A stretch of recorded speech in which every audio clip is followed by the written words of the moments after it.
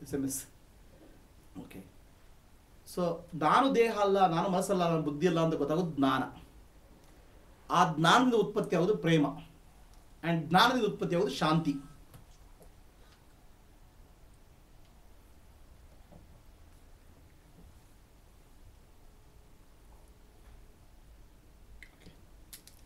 ಶಾಂತಿ, ಜ್ಞಾನದಿಂದ ಉತ್ಪತ್ತಿ ಆಗೋದು ಶಾಂತಿ.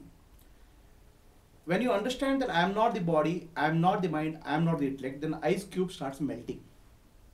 Ice cube becomes one with the ocean. As long as ice cube has an identity, it can never compete with the ocean. It can love ocean, no doubt about it.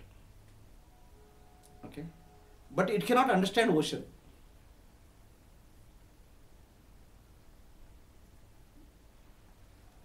ನಾನು ದೇಹ, ನಾನು ಮನಸ್ಸು, ಬುದ್ಧಿ ಅಂತಿದ್ದಾಗ ಸಮುದ್ರ ಅರ್ಥ ಮಾಡ್ಕೊಳ್ಳೋಕ್ಕಾಗಲ್ಲ, ಭಗವಂತನ ಅರ್ಥ ಮಾಡ್ಕೊಳ್ಳೋಕ್ಕಾಗಲ್ಲ. ಭಗವಂತನ ಅಪ್ರಿಷಿಯೇಟ್ ಮಾಡ್ಬೋದು, ಓ ಸಮುದ್ರ ಭಾಳ ದೊಡ್ಡದಿದೆ ಅಂತ ಅಪ್ರಿಷಿಯೇಟ್ ಮಾಡೋದು, ಅದಕ್ಕೆ ಭಜನೆ ಆಯಿತಾ. ಆದರೆ ಭಗವಂತ ಅಂದ್ರೆ ಏನು ಅಂತ ಅರ್ಥ ಆಗಬೇಕಾದ್ರೆ ನೀವು ಕರಗಬೇಕು. ನಾನು ದೇಹ ಅಲ್ಲ, ನಾನು ಮನಸ್ಸಲ್ಲ, ನಾನು ಬುದ್ಧಿ ಅಲ್ಲ ಅಂತ ಅರ್ಥ ಆಗಬೇಕು. ಅದಕ್ಕೆ ಆಗಬೇಕಾದ್ರೆ there is something called Shaktipat, the energy transmission. When the energy is transmitted from a person who is Guru, the energy rises from the Mooladhara to Swadhisthana to Manipura to Anahata to Vishuddha to Adna and Sahasrara. The Shakti unites with the Shiva. The Chitta becomes Chiti. Chiti becomes one with the Shiva, consciousness. Chit. Chitta to Chiti, Chit. Otherwise, Chitta, individual consciousness, is associated with the Chaitya, means seen. Chaitya means object. See, Sanskrit, how words will flow. Chit, Chiti, Chitta, Chaitya. Chaitya is seen. You start identifying with the seen, not the seer. Consciousness is the seer, and you are identifying with the seen, which is form.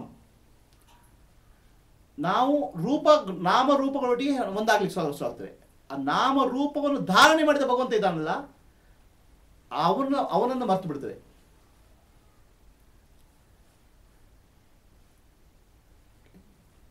ಪ್ರಶ್ನೆ ಈಗ ಆ ಶಕ್ತಿಪಾತ್ ಮಾಡಿದಾಗ, ಶಕ್ತಿಪಾತ ಆದಾಗ, the shaktipat is the energy transmission. When that energy transmission happens, the kundalini rises, the shakti rises from Muladhara. It purifies all the chakras, subtle body, causal body, and it reaches Sahasrara. Then infinite experience of bliss, infinite experience of love happens through this body-mind complex. The Shaktipat is a mysterious process. Shaktipat ಅನ್ನೋದು ಒಂದು, ಅದು ಅದನ್ನು ದೀಕ್ಷೆ ಅಂತ ಹೇಳ್ತಾರೆ, ಶಕ್ತಿಪಥ ಅಂತ ಹೇಳ್ತಾರೆ. ಅದನ್ನು ಎಕ್ಸ್ಪ್ಲೇನ್ ಮಾಡೋಕ್ಕಾಗಲ್ಲ, ಹೇಗಂತ ವಿವರಣೆ ಮಾಡೋಕ್ಕಾಗಲ್ಲ. ಅದಕ್ಕೆ ಗ್ರೇಸ್ ಅಂತ ಹೇಳ್ಬೋದು ಅಷ್ಟೇ. It is a grace from the God, grace from the master ಅಂತ ಹೇಳ್ಬೋದು ಅಷ್ಟೇ. The shaktipat, the energy transmission. And until that energy transmission happens, you will have no idea what God is about. Until that shaktipat happens, you have no clue what God is all about. So that shakti flows from the higher to lower. Water flows from higher to lower. ನೀರು ಮೇಲ್ಗಡೆಯಿಂದ ಕೆಳಗೆ ಹೋಗ್ತದೆ. ಯಾವಾಗ ನಾನು ಶರಣಾಗತಿ, surrender ಆಗಿ ಆ ಕೃಪೆಗೆ ಪ್ರಾರ್ಥನೆ ಮಾಡ್ತೇನೆ, ನಾನು ಏನು ಎಲ್ಲ, ನನ್ನ ಲಿಮಿಟೇಷನ್ ಇದು ಅಂತ ಅರ್ಥ ಮಾಡ್ಕೊಳ್ತೇನೆ, ಆ ಕೃಪೆಗೆ ಪ್ರಾರ್ಥನೆ ಮಾಡ್ತೇನೆ, ಆವಾಗ ಆ ಗ್ರೇಸ್ ಹರಿಲಿ ಶುರು ಆಗ್ತದೆ. ಗ್ರೇಸ್ ಇದೆ, ಬಟ್ ನಿಮ್ಗೆ ರಿಸೀವ್ ಮಾಡೋ ಕೆಪಾಸಿಟಿ ಇಲ್ಲ. ನಾನು ಕುಂಬಳಕಾಯಿ ಆಗಿಬಿಟ್ಟಿದೆ. I has become very big.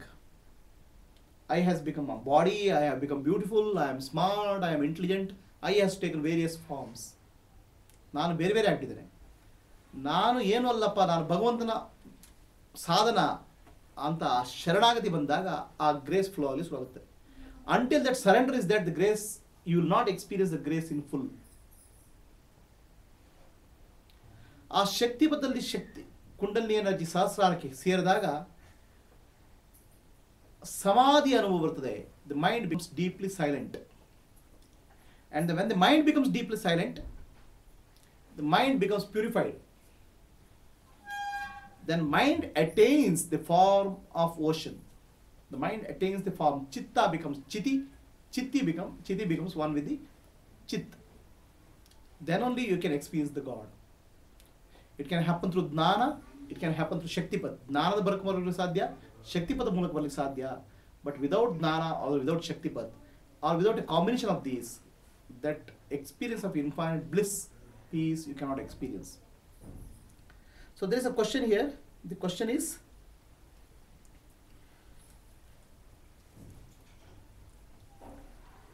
what is Saguna Darshan, Nirguna Darshan and Paroksha Darshan Dhyan? ಸಗುಣ ದರ್ಶನ್, ನಿರ್ಗುಣ ದರ್ಶನ್ ಮತ್ತು ಪರೋಕ್ಷ ಜ್ಞಾನ ಅಂತ ವ್ಯತ್ಯಾಸ ಕೇಳ್ತಾ ಇದ್ದಾರೆ. ಫಸ್ಟ್ ಪರೋಕ್ಷ ಜ್ಞಾನ ಮತ್ತು ಅಪರೋಕ್ಷ ಜ್ಞಾನ ಎರಡು ವ್ಯತ್ಯಾಸ ಹೇಳ್ತೇನೆ. I tell the difference between ಪರೋಕ್ಷ ಆ್ಯಂಡ್ ಅಪರೋಕ್ಷ. There is always two types of knowledge, direct and indirect. ನೇರವಾದ ಜ್ಞಾನ ಮತ್ತು ನೇರವಲ್ಲದ್ದು ಅಂದರೆ ಕೇಳಿದ್ದು. ಈಗ ಬಾಳೆಹಣ್ಣಿನ ಬಗ್ಗೆ ನಾನು ಕೇಳ್ಬೋದು ಎಷ್ಟೇ. I can listen about banana lot of times. This is called ಪರೋಕ್ಷ, ಇಂಡೈರೆಕ್ಟ್ ನಾಲೆಜ್. ಬಾಳೆಹಣ್ಣಿನ ಬಗ್ಗೆ ನಾನು ಎಷ್ಟೇ ಕೇಳ್ಬೋದು, ಅದು ಪರೋಕ್ಷ ಜ್ಞಾನ. ಎಷ್ಟೇ ಪ್ರವಚನ ಕೇಳ್ಬೋದು ಭಗವಂತನ ಬಗ್ಗೆ, ಎಷ್ಟೇ ಪುರಾಣ ಕೇಳ್ಬೋದು, ಅದೆಲ್ಲ ಇಂಡೈರೆಕ್ಟ್. ಪ್ರವಚನ, ಪುರಾಣ, everything whatever you hear is indirect. It's called ಪರೋಕ್ಷ. ಬಾಳೆಹಣ್ಣಿನ ಬಗ್ಗೆ ನಾವು ಎಷ್ಟಾದ್ರೂ ಕೇಳ್ಬೋದು, ಆದರೆ ಬಾಳೆಹಣ್ಣಿನ ರುಚಿ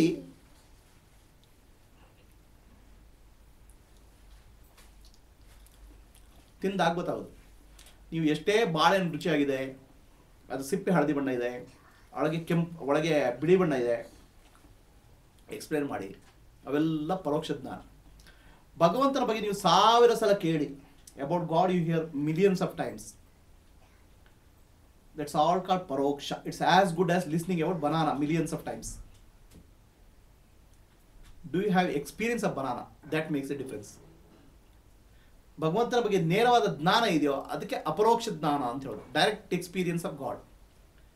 and direct experience of god happens when the mind, body and intellect becomes silent. ದೇಹ, ಮನಸ್ಸು, ಬುದ್ಧಿ ಶಾಂತ ಆದಾಗ ಆ ನೇರವಾದ ಅನುಭವ ಆಗ್ತದೆ. ಎಲ್ಲಿವರೆಗೆ ನಿಮ್ಮ ಮನಸ್ಸು ಆಕ್ಟಿವ್ ಆಗಿದೆ ಅಲ್ಲಿ ಆ ಡೈರೆಕ್ಟ್ ಎಕ್ಸ್ಪೀರಿಯನ್ಸ್ ಇಲ್ಲ. ಯಾಕಂದ್ರೆ ಮೈಂಡ್ ಫಿಲ್ಟರ್ ಮಾಡ್ತದೆ. ಮನಸ್ಸು ಏನು ಮಾಡ್ತದೆ, ಅಲೆಯಾಗಿ ಅದನ್ನು ಡಿಸ್ಟರ್ಬ್ ಮಾಡ್ತದೆ ಅನುಭವವನ್ನು.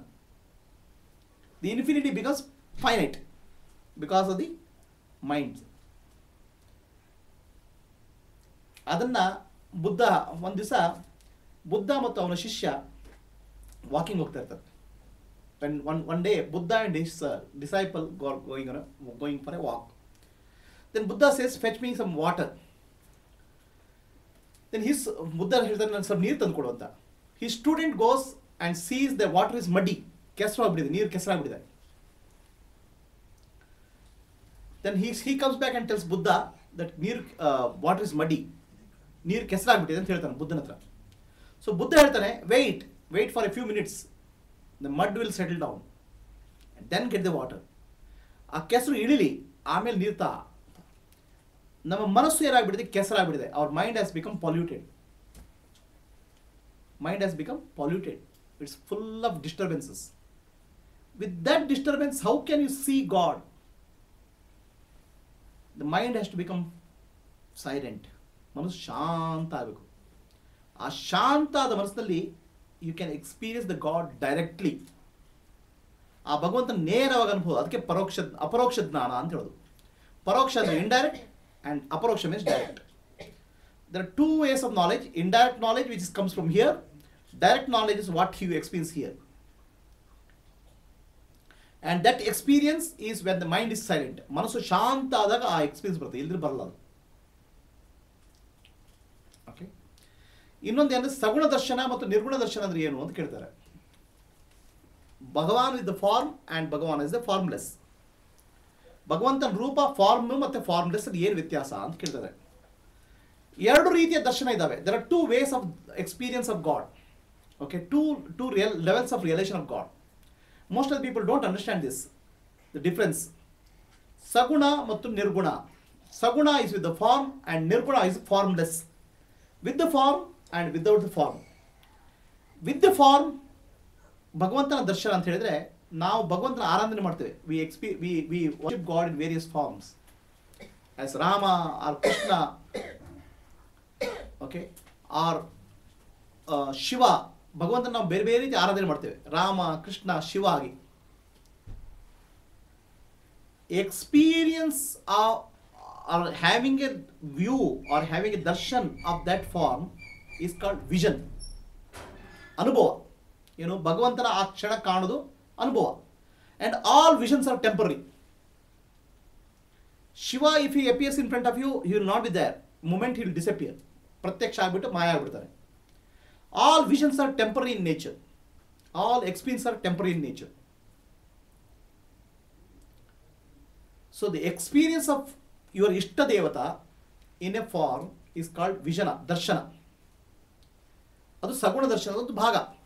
ಬಟ್ ಸಗುಣ ದರ್ಶನ ಅಷ್ಟೇ ಅಲ್ಲ ಅದು. ಸಗುಣ darshan is not that alone. Saguna darshan is just seeing a form momentarily is not saguna darshan, not complete realisation. ಅದು ಒಂದು ಕ್ಷಣಕಾಲ ಕಂಡ ಹಾಗೆ ಕಂಡು ಮಾಯ ಆಗ್ತದೆ. ಯಾವುದು? ಭಗವಂತನ ರೂಪ.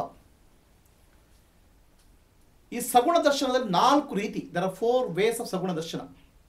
ಸಾಲೋಕ್ಯ, ಸಾಮೀಪ್ಯ, ಸಾರೂಪ್ಯ, ಸಾಯುಜ್ಯ ಅನ್ನೋದು 4 ರೀತಿ. There are 4 levels of experience of God in form. Salokya means you feel God is near by. ಸಾಲೋಕ್ಯ, ಭಗವಂತ ಹತ್ತಿರದಲ್ಲಿದ್ದಾನೆ ಅಂತ. ಹತ್ತಿರದಲ್ಲಿ ನಮ್ಮ ಹತ್ತಿರ ಕೂತ್ಕೊಂಡಿಲ್ಲ, ನಮ್ಮ ಹತ್ತಿರ ಪ್ರಪಂಚದಲ್ಲಿ ಎಲ್ಲರಲ್ಲೂ ಭಗವಂತನ ಕಾಣ್ತೇವೆ. ಎಲ್ಲ ಜೀವಿಗಳಲ್ಲಿ ಭಗವಂತನ ಕಾಣಿಸುವುದಾದ ಸಾಲೋಕ್ಯ. You start experiencing divinity in all living beings. Your Ishta Devata, Aradhya Devata, whether it's Guru, Shiva, Rama or Krishna, you start experiencing each of the living being. It's called Salokya. You feel you are closer to God. ಭಗವಂತ ಹತ್ತಿರ ಯಾವಾಗ ಬರ್ತೇವೆ, ಭಗವಂತನ ಸ್ವರೂಪ ಎಲ್ಲ ಜೀವಿಗಳಲ್ಲಿ ಬರ್ಲಿಕ್ಕೆ ಅನುಭವದಲ್ಲಿ ಶುರುವಾಗ್ತದೆ. ಸಾಲೋಕ್ಯ ಅಂದರೆ ಶಿವ ಅಥವಾ ರಾಮ ಬಂದು ನಿಮ್ಮ ಮುಂದೆ ನಿಲ್ಲೋದಲ್ಲ. ಆ ಶಿವ ರಾಮನನ್ನ ಎಲ್ಲ ಕಡೆ ನೀವು ಕಾಣೋದು. ಎಲ್ಲ ಕಡೆ ಅಂದರೆ ಎಲ್ಲ ಜೀವಿಗಳಲ್ಲಿ. ನನಗೆ ಶಿವ ಕಾಣ್ತಾನೆ, ಹೇಗೆ? ಎಲ್ಲೋ ಕಾಣ್ತಾನೆ. ಇಲ್ಲಿ ನಾಯಿ ಅಥವಾ ಬೆಕ್ಕಿಗಳಿಗೆ ಹೊಡಿತೀರಾ, ಪ್ರಾಣಿಗಳು ಹಿಂಸೆ ಕೊಡ್ತೀರಾ, ಇನ್ನೊಬ್ರಿಗೆ ಬೈತೀರಾ, ಅದು ಕಾಣೋದಲ್ಲ ಅದು. Shiva and experiencing god is experiencing god in all living and non living beings. ಪ್ರತಿ ಜೀವಿ ಮತ್ತು ಜೀವಂತ ಮತ್ತು ನಿರ್ಜೀವ ವಸ್ತುಗಳಲ್ಲಿ ಭಗವಂತನ ರೂಪವನ್ನು, ಭಗವಂತನ ಇರುವಿಕೆಯನ್ನು ಕಾಣೋದು ಸಾಲೋಕ್ಯ. ಆ ಸಾಲೋಕ್ಯ ಅನುಭವ ಬರ್ತದೆ, ಸಾಮೀಪ್ಯ ಬರ್ತದೆ. You will also become closer to God. ನಿಮ್ಮ ಮೈಂಡ್ ಕೂಡ ಏನಾಗುತ್ತೆ, ನಿಮ್ಮ ಮನಸ್ಸು ಕೂಡ ಭಗವಂತನ ಮನಸ್ಸಿನೊಟ್ಟಿಗೆ ಒಂದಾಗಿ ಶುರು ಆಗ್ತದೆ. ನಿಮ್ಮಲ್ಲಿ ಪ್ರೇಮ ಮತ್ತು ಜ್ಞಾನ ಉಕ್ಕಿ ಬರಲಿಕ್ಕೆ ಶುರು ಆಗುತ್ತೆ. You will start experience love and compassion and wisdom in you. That's called samipya. Then sarupya, ನಿಮ್ಮ mind will take the form of the lord's mind. ಭಗವಂತನ ರೂಪ, ಭಗವಂತನ ಮನಸ್ಸಿನ ರೂಪ ತಗೊಳ್ತದೆ. What is the form of the lord? ಭಗವಂತನ ರೂಪ ಯಾವುದು? ದ ಪ್ರೇಮ ಸ್ವರೂಪ, ಫಾರ್ಮ್ ಆಫ್ ಲವ್. ಭಗವಂತನ ಸ್ವರೂಪ ಯಾವುದು? ರೂಪ, ಜ್ಞಾನದ ಸ್ವರೂಪ. ಆ ಮನಸ್ಸು ಪ್ರೇಮ ಸ್ವರೂಪ ಮತ್ತು ಜ್ಞಾನ ಸ್ವರೂಪ ಅಲ್ಲಿ ಶುರು ಆಗುತ್ತದೆ. You start experiencing samipya means closeness to God. Your mind will become very close to God. That means your mind will start thinking as your ishta devata starts thinking. If you have a guru and shishya bhava, your mind thoughts will be like guru. Whatever guru thinks in a given situation, you start thinking that way. Sarupya means your mind start taking the form of the deity, which is Guru or Bhagavan, Shiva. ಆ ಭಗವಂತನ ರೂಪ ತೆಗೆದುಕೊಳ್ಳಲಾಗ್ತದೆ. ಆದರೆ ಆ ಭಗವಂತನ ಗುಣ ನಿಮ್ಮಲ್ಲಿ ಮೂಡಿ ಬರ್ತದೆ. ಶಿವನ ರೂಪ ವೈರಾಗ್ಯ, ರಾಮನ ರೂಪ ಧರ್ಮ, ಕೃಷ್ಣನ ರೂಪ ಸಾಕ್ಷಿ ಭಾವ, ಪ್ರೇಮ ನಿಮ್ಮಲ್ಲಿ ಮೂಡಿ ಬರ್ತದೆ. That's called ಸಾರೂಪ್ಯ. ಸಾಯುಜ್ಯ ಅಂದರೆ ಭಗವಂತನಲ್ಲಿ ಒಂದಾಗಿ ಸೇರ್ತೀರಾ. ಇದು ವಾಟ್ ಯು ಕಾಲ್ ಎಸ್ ಸಗುಣ ರೂಪ, ಸಗುಣ ದರ್ಶನ, experience in the form. It goes through 4 stages: Salokya, Samipya, Sarupya, Sayujya. This is called experience in the form. The highest form of experience in the form, in the domain of materialization, domain of the form, is called oneness. Experience of oneness in every existence is called highest form of experience. ಇದನ್ನು ಕಳೆದ ವಿಶ್ವರೂಪ ದರ್ಶನ ಅಂತ ಹೇಳ್ತಾರೆ Bhagavad Gita. Experience of that oneness in existence is called highest form of experience in ಸಗುಣ ದರ್ಶನ. ಆ ಭಗವಂತನೇ ಎಲ್ಲ ಅನ್ನುವ ಅನುಭವ. So there are 2 types of experience. One is called saguna and nirguna, form and formless. To see one in all is called ಸಗುಣ ದರ್ಶನ. ಆ ಒಂದು ಭಗವಂತನ ಎಲ್ಲರಲ್ಲಿ ಕಾಣೋದು, ಎಲ್ಲದರಲ್ಲಿ ಮತ್ತು ಎಲ್ಲ ಕಡೆ ಕಾಣೋದು ಸಗುಣ ದರ್ಶನ. To see that one in all is called ಸಗುಣ ದರ್ಶನ. To see all in one called ನಿರ್ಗುಣ ದರ್ಶನ.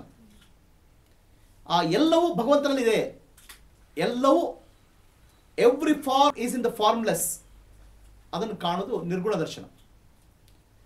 ಈ ಸಗುಣ ದರ್ಶನ ಮತ್ತು ನಿರ್ಗುಣ ದರ್ಶನ ದಾಟಿದಾಗ ಮುಕ್ತಿ, ಎರಡೂ ದಾಟಬೇಕು. Absolute.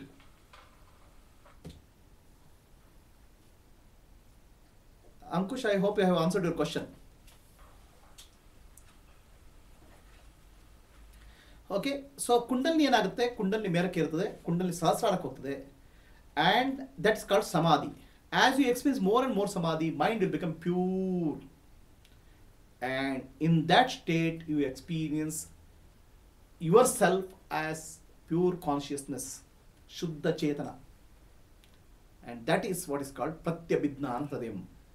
In 20 slokas, this Pratyabhidhanam Hridayam is explained. I have given the summary. Okay, so you can read it. The summary is the totality. You can references. The book is called Pratyabhidhanam Hridayam. Okay. So any questions? Any specific reference for that? You can refer to Swami Lakshmanju.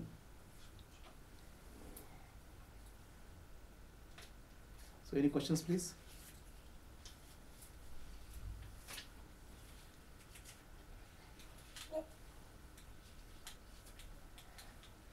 So what is the time, Subbu? 6:47. Oh my God! I thought 7 o'clock. Okay, then we'll do meditation sometime. ಈಗ ಧ್ಯಾನ ಮಾಡೋಣ. Those who all of you please start observing your breath. ಉಸಿರನ್ನು observe ಮಾಡಿ ಶುರು ಮಾಡಿ. And those whom I have taught about the Sahasrara Dhyana, please do that. Sahasrara Dhyana ಬಗ್ಗೆ ಯಾರು ಹೇಳ್ಕೊಟ್ಟಿದ್ದೇನೆ ಅದನ್ನು ಮಾಡಿ. So you can sit for meditation. Let it like that. Continue like that. It's recording, no? So